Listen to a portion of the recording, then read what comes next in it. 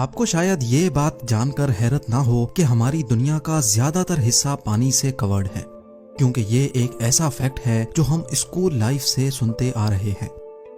लेकिन आज हम दुनिया के 4 ओशंस नहीं बल्कि सिर्फ एक ओशन की बात करेंगे और उसकी मैसिवनेस देखकर आप यकीनन हैरान रह जाएंगे। वैसे तो तमाम कॉन्टिनेंट्स को चारों तरफ से घेर कर रखने वाला सिर्फ एक ही ओशन है, लेकिन हमने अपनी आसानी के लिए इनको अलग अलग नाम दे रखे हैं। ये ओशन 4 अलग अलग रीजन्स में डिवाइडेड है: अटलांटिक, इंडियन, आर्कटिक और पैसिफिक ओशन। हम बाकी 3 ओशंस को हटाकर सिर्फ इस ओशन की बात करने जा रहे हैं जिसको पैसिफिक ओशन कहा जाता है। पैसिफिक अकेला ही इतना बड़ा है कि अगर पेरू और चिली के दरमियान ओशन के बॉटम तक जाकर एक सुराख किया जाए और उस सुराख को आर पार करके सीधा अर्थ के ऑपोजिट साइड से निकाला जाए, तो आपको ये बात जानकर हैरत होगी कि इतना सब कुछ करने के बावजूद भी आप वियतनाम और ताइवान के करीब पैसिफिक ओशन से ही निकलेंगे। अर्थ के किसी भी एक स्पॉट के ठीक ऑपोजिट साइड वाले स्पॉट को एंटीपोड कहा जाता है। पैसिफिक ओशन इतना बड़ा है कि इसके खुद के कई एंटीपोड्स मौजूद हैं, लेकिन ये इसका पैमाना जानने की सिर्फ एक शुरुआत है। हमारी अर्थ का पूरा एक गोल चक्कर यानी अर्थ का सर्कमफ्रेंस 40,000 किलोमीटर्स बनता है। यानी अगर किसी एक पॉइंट से हवाई जहाज फ्लाई करे तो पूरे 40,000 किलोमीटर का डिस्टेंस कवर करने के बाद जहाज वापस उसी जगह पहुंच जाएगा जहां से उसने टेक ऑफ किया था। पैसिफिक ओशन में कई एरियाज ऐसे हैं जिनके दरमियान का टोटल डिस्टेंस पूरे अर्थ के सर्कमफ्रेंस का 50% है। जी हाँ, लगभग पूरे 20,000 किलोमीटर। ये हिस्सा इंडोनेशिया और कोलंबिया के दरमियान मौजूद है, जिसको पैसिफिक ओशन का सबसे लंबा हिस्सा माना जाता है और ये तकरीबन 20,000 किलोमीटर बनता है। रिसर्च के दौरान मुझे भी ये जानकर हैरत हुई कि इंडोनेशिया और कोलंबिया के दरमियान पैसिफिक ओशन के इस हिस्से में हमारा पूरा चांद फिट आ सकता है। सिर्फ एक नहीं बल्कि लाइन से पूरे 5 चांद, और उसके बावजूद भी इसमें काफी जगह खाली बच जाएगी। पैसिफिक ओशन की मैसिवनेस का अंदाजा आप इस बात से लगा लें कि हम इस पूरे ओशन को एक साथ देख भी नहीं सकते। किसी शिप में सवार होकर पैसिफिक ओशन के साइज का अंदाजा लगाना तो एक इम्पॉसिबल टास्क है, क्योंकि हमारी आंखें अर्थ के होराइजन को देख रही होती हैं और ये होराइजन कर्व हो जाता है। इसी वजह से हम ज्यादा दूर नहीं देख सकते। यही रीजन है कि समंदर में दूर दूर तक देखने पर समंदर और आसमान एक दूसरे से मिले हुए लगते हैं। 6 फुट लंबा इंसान समंदर में सिर्फ 5 किलोमीटर दूर तक देख सकता है। अगर उसके भी पार देखना हो तो किसी ऊंची जगह से देखना जरूरी हो जाता है। अगर समंदर के ऊपर किसी हवाई जहाज में माउंट एवरेस्ट जितनी ऊंचाई से भी देखा जाए तो हमें पैसिफिक ओशन सिर्फ 370 किलोमीटर दूर तक ही नजर आ सकेगा, यानी सिर्फ इतना दूर जितनी ये लाइन आप देख रहे हैं। ये तो हुई सिर्फ हवाई जहाज से देखने की बात। पैसिफिक ओशन को हम 400 किलोमीटर दूर आसमान में गर्दिश करते इंटरनेशनल स्पेस स्टेशन से भी एक साथ नहीं देख सकते। एक अंदाजे के लिए गूगल अर्थ का रुख करते हैं। ये है पैसिफिक ओशन में मौजूद एक आइलैंड जो बोरा बोरा के नाम से फेमस है। ये वो हाइट है जहां से नॉर्मली ड्रोन कैमरा देख सकता है।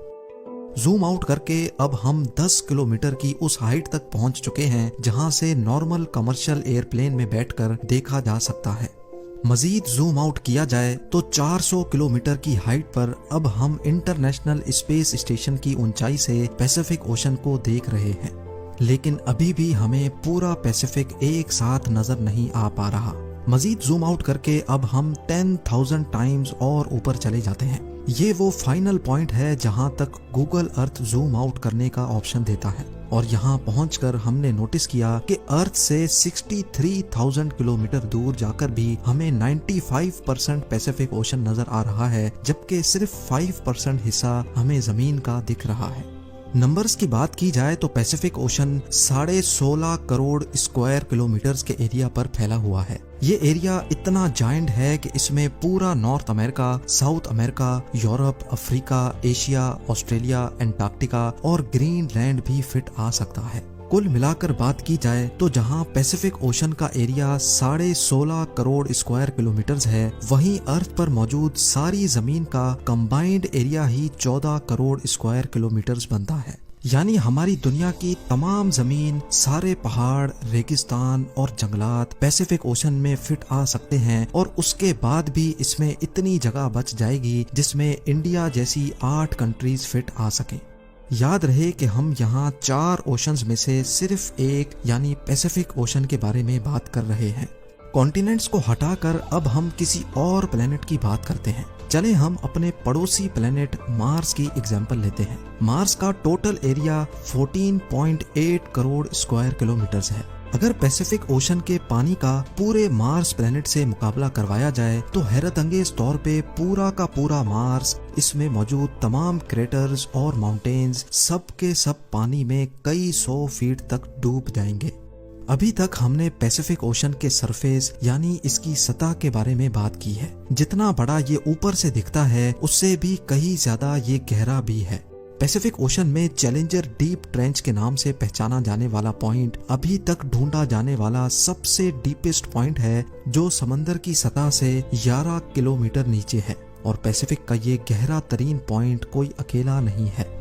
पैसिफिक ओशन में ढूंढे जाने वाले 3 ट्रेंच और भी हैं जिनकी गहराई 10 किलोमीटर से भी ज्यादा है। इनको हम टोंगा ट्रेंच, फिलीपीन ट्रेंच और कुरिल कमचाटका ट्रेंच के नाम से जानते हैं। अब जानते हैं पैसिफिक ओशन के बारे में चंद लाजवाब फैक्ट्स। आज से 509 साल पहले फर्डिनेंड मैगेलन नामी यूरोपियन शख्स ने पूरा पैसिफिक ओशन पार किया था और उसी ने ही इसको पैसिफिक का नाम दिया था, जिसका मतलब है पीसफुल सी।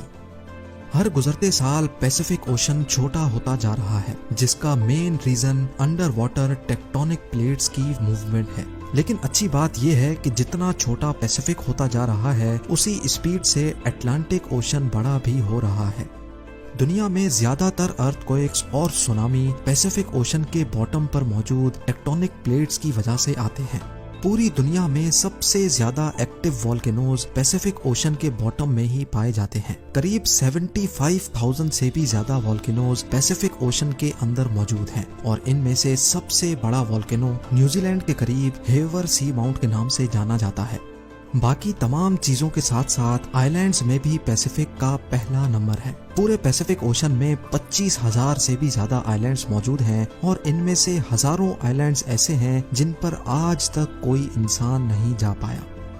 इन तमाम आइलैंड्स को गूगल अर्थ पर ही ढूंढने में कई महीनों का वक्त भी लग सकता है। आप लोगों के प्यार भरे कमेंट्स का बेहद शुक्रिया। मिलते हैं अगली शानदार वीडियो में।